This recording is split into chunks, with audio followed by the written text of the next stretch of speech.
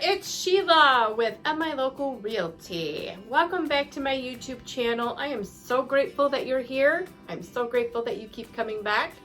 If this is your first time here, hit that subscribe button, ring that notification bell so you can be notified every time I post a new video. Today's video is about buyer representation and seller representation. Why do you have to have representation in a real estate deal? I'm going to share the answer to that question coming up right now.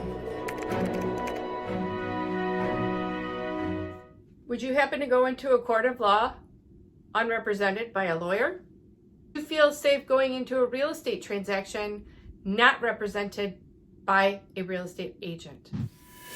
This form right here is a disclosure regarding real estate agency relationship. And what that means is it is an agreement between the buyer and the real estate agent or the seller and the real estate agent. And the agency relationship is marked according to how that real estate agent is representing that client. And I'm going to go through that right now. As you can see from this form, this is marked as a buyer's agent. And what does a buyer agent do in an agency relationship? A buyer's agent, under the agency agreement, represents the sole interest of the buyer, the fiduciary responsibility of that buyer, as well as the confidentiality between the buyer and the real estate agent. This form right here has been marked as a seller's agent. So what this means is it is an agency relationship between the seller and the real estate agent. And what does that mean? A seller's agent, under the listing agreement with the seller, acts solely on behalf of that seller. A seller can authorize that agent to work with subagents, buyer's agents, and transaction coordinators. A subagent, who works with the listing agent, works on behalf of the seller. Seller agents and subagents work on behalf of the seller and will disclose to the seller known information about the buyer, which may be used to benefit the seller. A real estate agent can be a representative for both sides. They can be an agent for the buyer and they can be an agent for the seller. This is called a dual agent.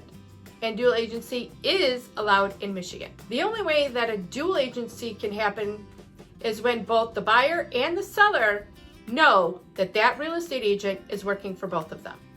However, note that that real estate agent will not be able to disclose all known information to either the buyer or the seller. If you want to see a house and you call the listing agent, that listing agent, guess who they're working for? They're working for the seller. So they are working in the fiduciary responsibility and the confidentiality of the seller. So my suggestion to you from a real estate perspective is to get represented prior to going to on any showings of any homes and prior to going to any open houses. It's really in your best interest that you are represented by a real estate agent who is working directly for you and not anybody else. If you found this content valuable, give me a thumbs up, share a comment with me, and don't forget to hit the subscribe button and ring the notification bell so that you can get notified every time I post a new video. If you're looking to buy or sell in the future, contact me today. It's never too soon to get started. Thanks. Have a great day.